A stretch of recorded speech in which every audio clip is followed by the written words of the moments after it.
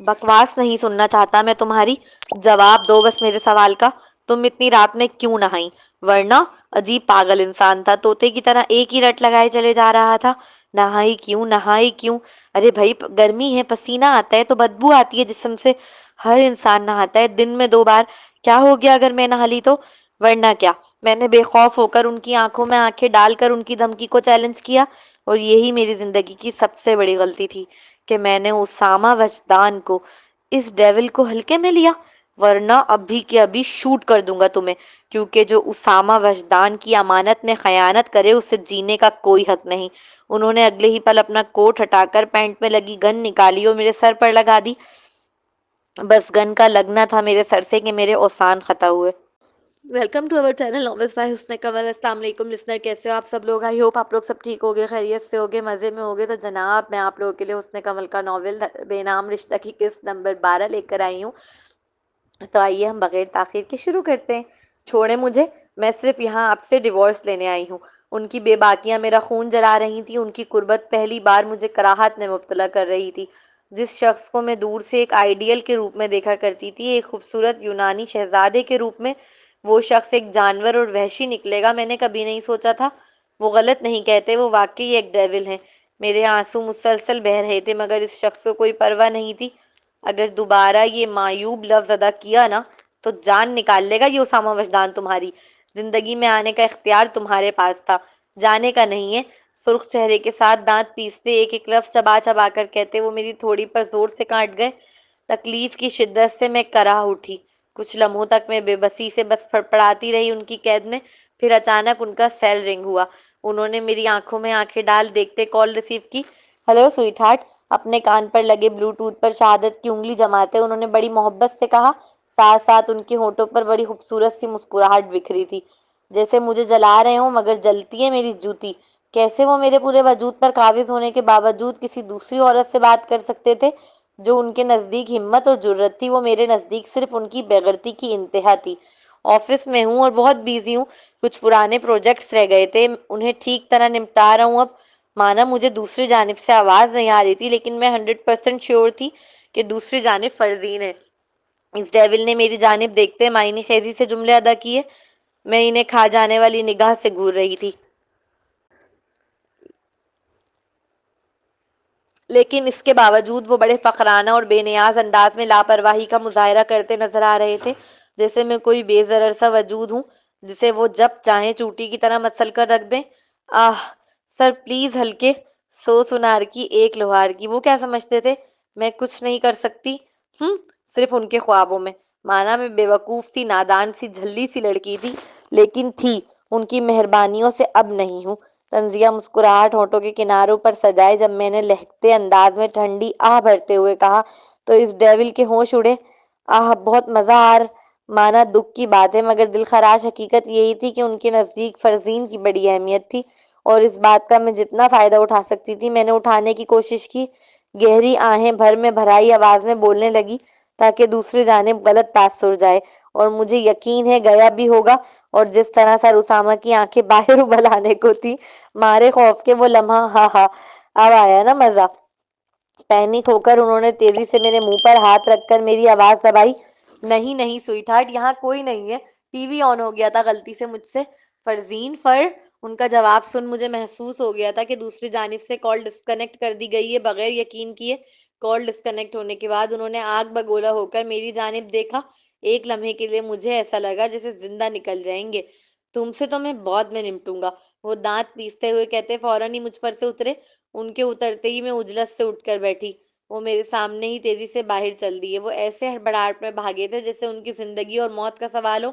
میں سمجھتی تھی میں مر گئی ہوں اندر سے، لیکن اس لمحے مجھے محسوس ہوا میں کتنا ہی خود کو مار لوں، لیکن وہ ڈیول مجھ پر اثر انداز ہوتا ہے۔ جب وہ کسی دوسری عورت کے لیے میرے سامنے بھاگے تو مجھے تکلیف ہوئی، اذیت ہوئی، میرا دل جلنے لگا اور آنکھوں میں آنسو بھر آئے۔ وہ میری بچی کا باپ تھا جو اس لمحے کسی دوسری عورت کے لیے بھاگ رہا تھا۔ میں نے کرب سے اپنی آنکھیں بند کی کچھ ثانیوں کے لیے۔ تم ابھی تک یہاں ہو؟ اچانک میرے کانوں کی سماعت سے ان کی سیکرٹری کی آواز ٹکرائی۔ اس کا لہجہ بہت حقارت بھرا تھا۔ اس لمحے میں اس نکچڑی کے منہ نہیں لگنا چاہتی تھی، اس لیے فوراً ہی وہاں سے اٹھ کر باہر آ گئی۔ میں اپنی سوچوں میں مگن ابھی پارکنگ ایریا میں چل ہی رہی تھی کہ سامنے سے کسی نے آ کر مجھ پر کوٹ ڈالا۔ یہ پہن لو۔ میں نے چونک کر نگاہ اٹھائی تو سامنے عاشر کھڑا تھا، وہ بھی نظریں نیچے جھکائے۔ اس کی جھکی نظریں مجھے بتانے کے لیے کافی تھی کہ معاملہ کیا ہے۔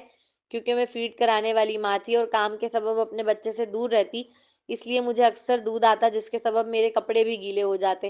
یہی وجہ تھی کہ میں کافی موٹا کوٹ پہن کر باہر نکلتی تھی۔ میں بہت شرمندہ ہو گئی تھی، بلکہ شرمندگی تو ایک بہت چھوٹا سا لفظ ہے جو میں اس لمحے محسوس کر رہی تھی۔ دل چاہ رہا تھا کہ بس زمین پھٹے اور میں اس میں سما جاؤں۔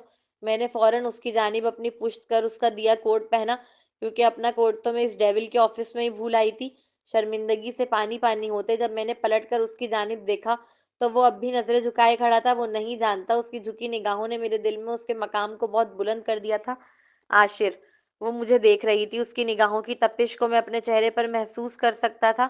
میں نے ہلکا سا نگاہ اٹھا کر دیکھا، ارادہ واپس جھکا لینے کا تھا ایک نگاہ دیکھنے کے بعد، لیکن نظر اٹھنے کے بعد وہ فقط ارادہ ہی رہ گیا۔ اس کی محبت بھری نگاہوں کو اپنے چہرے پر دیکھ میں واپس نگاہ جھکانا بھول گیا تھا۔ وہ میں فیٹ کراتی ہوں تو میرے دیکھنے پر وہ فوراً ہی ہڑبڑا کر نظر جھکا گئی۔ اگلے پل سرخ ہوتے گالوں اور لڑکھڑاتی زبان میں گویا ہوئی۔ میں اس کی آواز سے محسوس کر سکتا تھا کہ وہ شرمندہ ہو رہی ہے میرے سامنے، اس لیے میں پھرتی سے اس کی بات کاٹ گیا۔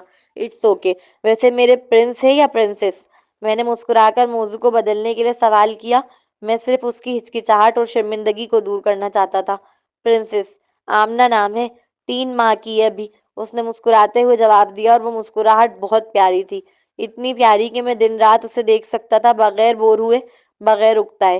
او ماشاءاللہ، تو پھر کب شرف مل رہا ہے مجھ ناچیز کو پرنسس آمنہ سے ملنے کا؟ میرے سوال پر وہ مجھے بڑی گہری نگاہوں سے دیکھنے لگی۔ ان سب خوبصورت آنکھوں میں کچھ تھا، کیا میں نہیں جانتا۔ ملوا تو میں ابھی سکتی ہوں، بس آپ کے پاس ٹائم ہونا چاہیے۔ لو، نیکی اور پوچھ پوچھ، چلو پھر۔ میں جھوٹ نہیں کہوں گا، ہاں مجھے دکھ ہوا تھا یہ سوچ کہ اس کی ایک بیٹی بھی ہے، لیکن وہ دکھ اس لمحے غائب ہو گیا جب وہ ننھی پری میری گود میں آئی۔ وہ ہوٹل میں رکی ہوئی تھی، وہ بھی صرف کچھ دنوں کے لیے۔ لائبہ میرے لیے چائے بنا رہی تھی اور میں کاؤنٹر کے پاس کھڑا آمنہ کو گود میں لیے اس سے باتیں کر رہا تھا جب اس نے مجھے بتایا کہ وہ یہاں صرف ڈیورس لینے آئی ہے سر اسامہ سے۔ واقعی؟ ٹیکنیکلی سچویشن کے مطابق تو مجھے غمزدہ ہونا چاہیے تھا، لیکن میں بے وقوف اپنی ایکسائٹمنٹ نہ چھپا سکا۔ میں نے اتنے مسرت بھرے لہجے میں پوچھا جیسے پاکستان انڈیا سے ورلڈ کپ جیت گیا ہو۔ اگلے ہی پل وہ مجھے تعجب بھری نگاہ سے دیکھنے لگی، اور میں گدھا الو کا پٹا شرمندہ سا ہو کر نظر جھکائے اپنے ہونٹ چبانے لگا۔ ایک لمحے کے لیے دل میں خیال آیا وہ کیا سوچے گی میرے بارے میں، لیکن پھر میں نے یہ سوچ کر اس خیال کو جھٹک دیا کہ اچھا ہے اسے پتا ہو کہ وہ کتنی انمول ہے، کہ وہ ایک بچے کی ماں ہو کر بھی اتنی ہی خوبصورت ہے جتنی پہلے تھی، اور سب سے بڑھ کر آج بھی میں اس کا منتظر بیٹھا ہوں، وہ مطمئن ہو کر اس گھٹیا مرد سے ڈیورس دے سکتی ہے۔ ہاں، بس ان سے ڈیورس لے لوں، پھر یہاں سے واپس جہلم چلی جاؤں گی۔ وہاں مجھے سرکاری اسکول میں جاب مل گئی ہے، اس سے اتنا خرچہ اتنا اچھا کما لیتی ہوں کہ اپنا اور اپنی بیٹی کا خرچہ خود اٹھا سکوں۔ اور تمہارا کیا مطلب؟ الجھ کر پوچھنے لگی، اور مجھے اس کی معصومیت پر شدت سے رونا آیا۔ کیا اسے میں نظر نہیں آ رہا تھا؟ وہ کیوں اکیلی رہنا چاہتی تھی زندگی بھر، جبکہ میں تھا اس کا منتظر؟ زندگی بہت بڑی ہے لائبہ، اسے یوں اکیلے نہیں گزارا جا سکتا۔ کل کو تمہاری بیٹی بڑی ہو جائے گی، کہ اس کی شادی ہو جائے گی، پھر تمہارا کیا؟ اپنے بارے میں بھی تو کچھ سوچو، اور اپنے نہیں تو کم از کم میرے بارے میں۔ میں نے بول دیا۔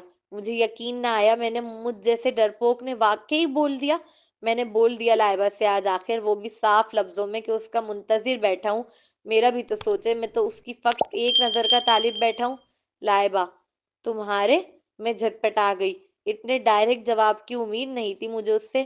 ہاں میں جانتی ہوں، بلکہ بہت پہلے سے جان چکی تھی کہ وہ میرے لیے فیلنگز رکھتا ہے، مگر جب تک نظر انداز کر سکتی تھی کر رہی تھی، کیونکہ میں اپنا ایک اچھا دوست نہیں کھونا چاہتی تھی، ایک مخلص دوست جو مشکل کے وقت میرے ساتھ کھڑا ہوتا ہے۔ ہاں میرے، میں آمنہ کا باپ بن کر زندگی بھر اس کی ذمہ داری اٹھانا چاہتا ہوں۔ جب وہ پہلی بار اپنے پاؤں پر تمہاری انگلی پکڑ کر چلے گی تو اس لمحے کو سیلیبریٹ کرنے کے لیے میں تمہارے ساتھ ہونا چاہتا ہوں۔ جب وہ پہلی بار اسکول جائے گی تو اسے اسکول کے دروازے تک چھوڑنے کے لیے میں تمہارے ساتھ جانا چاہتا ہوں۔ جب وہ پہلی بار اپنے ہاتھ سے کچھ لکھے گی اور تمہاری آنکھوں میں آنسو آئیں گے تو میں اس لمحے تمہارے آنسوؤں کو مسکراتے ہوئے صاف کرنا چاہتا ہوں۔ جب وہ یونیورسٹی سے کامیاب ہو کر ڈگری لے کر آئے گی تب میں تمہارے ساتھ مل کر اس پہ فخر کرنا چاہتا ہوں۔ آمنہ کی شادی کے بعد جب تم اکیلے ہو جاؤ گی تو تمہارے اس اکیلے پن کا ساتھی بننا چاہتا ہوں۔ میں جانتی تھی یہ غلط ہے، میں جانتی تھی سر اسامہ کے نکاح میں ہوں ابھی تک، لیکن جب وہ اتنے خوبصورت اور محبت سے لبریز جملے ادا کرتے ہوئے میری جانب آ رہا تھا تو میں چاہ کر بھی پیچھے نہ جا سکی۔ مجھے یقین نہیں آ رہا ہوتا ہے کوئی مجھے یقین نہیں آ رہا تھا کوئی مجھے بھی چاہ سکتا ہے، مجھ جیسی جھلی کو جسے ٹھیک سے 2 قدم چلنا بھی نہیں آتا ابھی تک۔ میری آنکھوں میں آنسو آ گئے تھے چونکہ دل بھر آیا تھا، اس کے الفاظ تھے ہی اتنے پیارے۔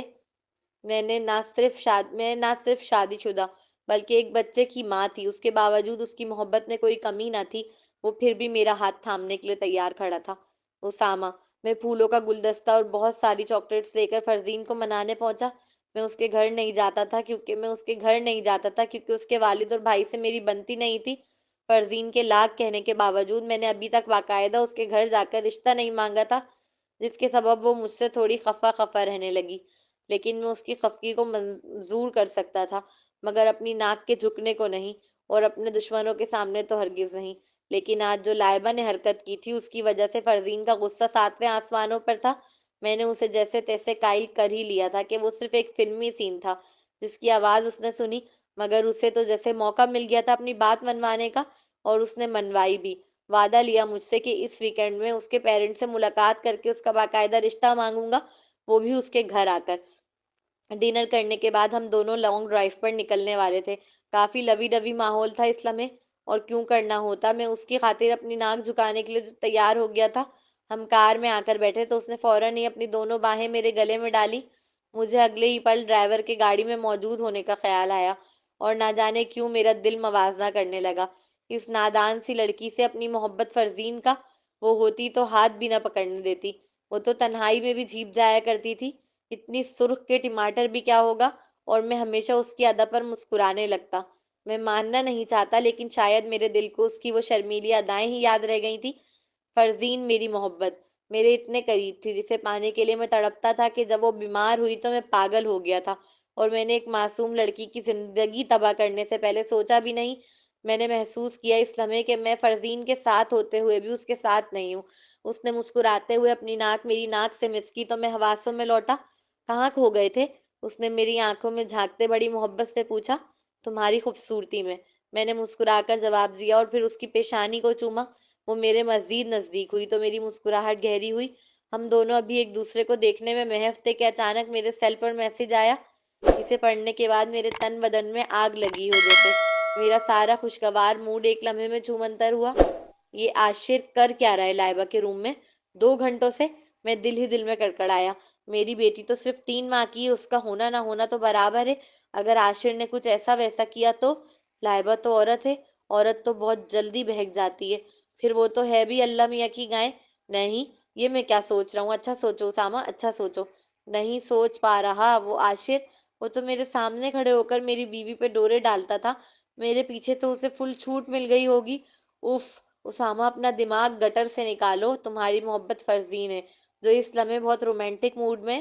فرزین مجھ سے کیا باتیں کر رہی تھی، مجھے کچھ سمجھ نہیں آ رہا تھا، میرا ذہن تو اپنی ہی جنگ میں غرق تھا۔ فرزین، میری طبیعت اچانک سے خراب ہو رہی ہے۔ میں نے اس کے دونوں بازو کو پکڑ کر خود سے دور کرتے ہوئے نرمی سے کہا۔ کیا ہوا؟ وہ پریشان ہوئی، اتنی پریشان کہ ایک ہی لمحے میں اس کے چہرے کے رنگ بدل گئے، ایسا لگا جیسے اس کی جان نکل رہی ہو۔ کچھ خاص نہیں، بس ہلکا سا سر میں درد ہے، سو جاؤں گا تو سکون آ جائے گا۔ اچانک ہی شروع ہوا ہے، تم ایک کام کرو، تم ڈرائیور کے ساتھ گھر چلی جاؤ، میں ذرا ایک ضروری کام نپٹا کر آتا ہوں اور پھر گھر جا کر دوائی کھا کے سو جاؤں گا۔ صرف میرا دل جانتا ہے کہ میں کس طرح صبر کر کے فرزین کو قائل کرنے کی کوشش کر رہا تھا اس سمے، ورنہ بس نہیں چل رہا تھا میرا میں اڑ کر لائبہ کے روم میں پہنچ جاؤں۔ پہلے ڈاکٹر کو دکھا دیتے ہیں، میٹنگ تو بعد میں بھی ہو جائے گی۔ تمہارے لیے تو ویسے بھی ہر وقت کام ضروری ہوتا ہے اسامہ، سوائے اپنی صحت کے تم ہر چیز کو امپورٹنس دیتے ہو۔ میرا دماغ شاید کام نہیں کر رہا تھا، اس لیے میں بھول گیا تھا کہ میں فرزین سے اپنی بیماری کی بات کر رہا ہوں۔ فرزین سے، جو اگر مجھے ذرا سا کانٹا بھی چبھ جائے تو دیوانی ہو جاتی ہے۔ اف، یہ میں کیا بے وقوفی کر بیٹھا تھا۔ فرزین، میرے سر میں بس ہلکا سا درد ہے جو نہ سونے کی وجہ سے ہو رہا ہے، تم جاؤ میں دیکھ لوں گا، مجھے ویسے بھی میٹنگ میں جانا ہے، دیر ہو رہی ہے۔ مجھے خود علم نہیں ہوا میرے لہجے میں کب اتنی جھنجھلاہٹ آئی کہ فرزین کو برا لگ گیا اور وہ مجھے بے یقینی سے دیکھنے لگی۔ اور پھر ناراض ہو کر گاڑی سے اتر گئی۔ میں فوراً ہی اسے منانے کے لیے گاڑی سے اترا۔ اگلا سین لائبہ: میں نہا کر نکلی تھی کہ اچانک اپنے سامنے ڈیول کو کھڑا دیکھ مارے شوق کے ساکت ہوئی۔ وہ شخص میرے روم میں کیسے آیا؟ ابھی میں ساکت ہی کھڑی تھی، مارے خوف اور وحشت کے، کہ اچانک اس نیلی آنکھوں والے ڈیول نے میرا گلا پکڑا اور مجھے پیچھے دیوار سے چپکا دیا۔ تم نہائی کیوں؟ وہ غرا کر پوچھنے لگے۔ ان کا انداز تفتیشی تھا، لیکن کیوں؟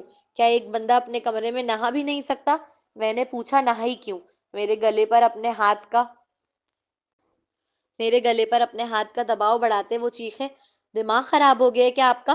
یا فرزین نے بریک اپ کر لیا اس لیے صدمے سے دیوانے ہوئے جا رہے ہیں؟ ایک تو رات کے 11 بجے آپ میرے کمرے میں گھس کر آئے، اوپر سے مجھ سے پوچھ رہے ہیں کہ میں نہائی کیوں؟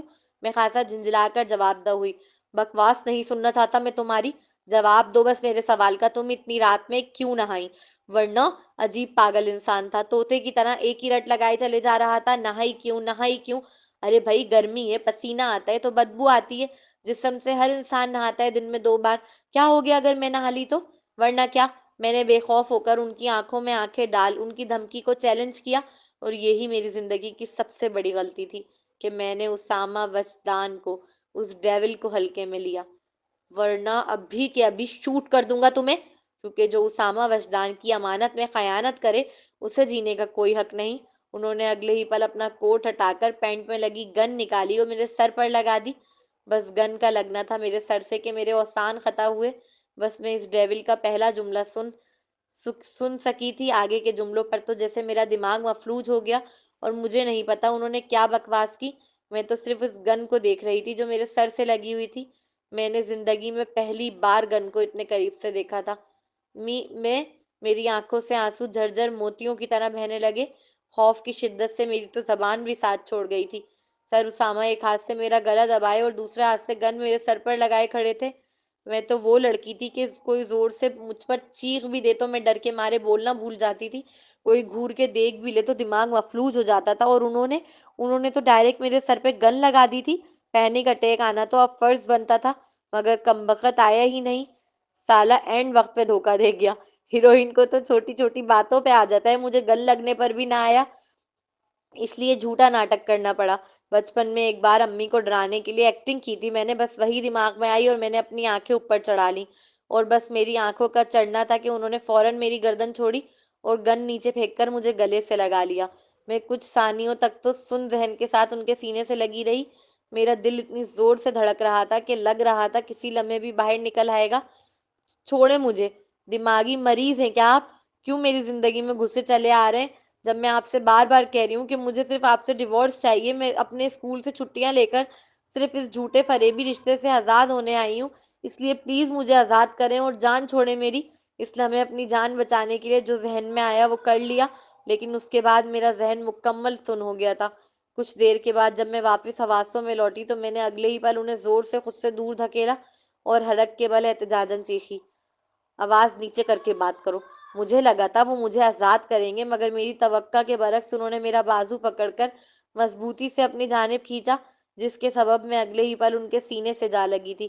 میں نے جیسے ہی نگاہ اٹھائی وہ ہرجائی مجھے غراتے ہوئے حکم صادر کرنے والے انداز میں گویا ہوا، مجھے آپ کے ساتھ نہیں رہنا، پلیز مجھے اکیلا چھوڑ دیں۔ ابھی میں بول ہی رہی تھی کہ انہوں نے فوراً ہی میرا منہ دبوچا، ان کی چاروں انگلیاں میرے سیدھے رخسار پر اور انگوٹھا الٹے رخسار پر گڑ گیا تھا۔ تمہیں میرے ساتھ نہیں رہنا؟ تم ہو کیا چیز؟ ان کا لہجہ نہایت حقارت بھرا تھا، جیسے میں کوئی رینگنے والا کیڑا ہوں جس کی کوئی اہمیت نہیں، کوئی حیثیت نہیں، کوئی عزت نہیں۔ میری کمپنی میں معمولی سی ورکر ہو کر تم مجھ سے، اسامہ وجدان سے کہہ رہی ہو کہ تمہیں اکیلا چھوڑ دوں؟ وہ لڑکی جسے ٹھیک طرح چلنا تک نہیں آتا، جو پہلی ملاقات میں میرے قدموں میں آ گری تھی، وہ اسامہ وجدان سے کہہ رہی ہے کہ اسے اکیلا چھوڑ دے؟ میں نے ذرا سی توجہ کیا دے دی تمہیں، تم تو کچھ زیادہ ہی خود کو ہائی پروفائل گمان کرنے لگی۔ کیا بھول گئی وہ وقت جو میرے قریب آنے کے لیے تڑپ رہی تھی؟ سر اسامہ کے وہ الفاظ نہیں تھے، زہر بھرے تیر تھے، اور ہر تیر میں نے اپنے دل کے آر پار ہوتے محسوس کیا۔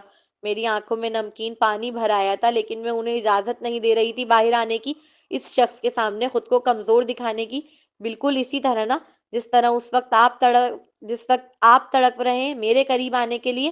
مجھے نہیں پتا میرا ہوا میں پھینکا تیر کتنا جگہ پر جا کر لگا، بس مجھے محسوس ہوا کہ اس بار میں نہیں وہ میرے قریب آ رہے ہیں۔ اس لیے میں نے فل کانفیڈنس میں ان کے منہ پر تڑاک سا جواب دیا، لیکن اگلے ہی لمحے وہ مسکرانے لگے اور ان کی مسکراہٹ میرے سارے کانفیڈنس کی ماں بہن جوائن کر گئی۔ تمہارے قریب آنے کے لیے اسامہ وجدان تڑپ رہا ہے؟ تو میں واقعی اتنی بڑی خوش فہمی ہے اپنے لیے؟ چیز کیا ہو تم؟ کچھ پیسے پھینکوں گا اور تم جیسی ہزاروں آ کر کھڑی ہو جائیں گی لائن میں۔ وہ خاصا مغرور لہجے میں بولے۔ تو جائیں پھینکیں پیسے، کر لیں ہزاروں مجھ جیسی کھڑی۔ بھائی کہاں لا کے چھوڑا ہے تم نے؟ تھوڑا سا اور لکھ دیتی رائٹر صاحبہ، مزہ آ رہا تھا پڑھنے میں۔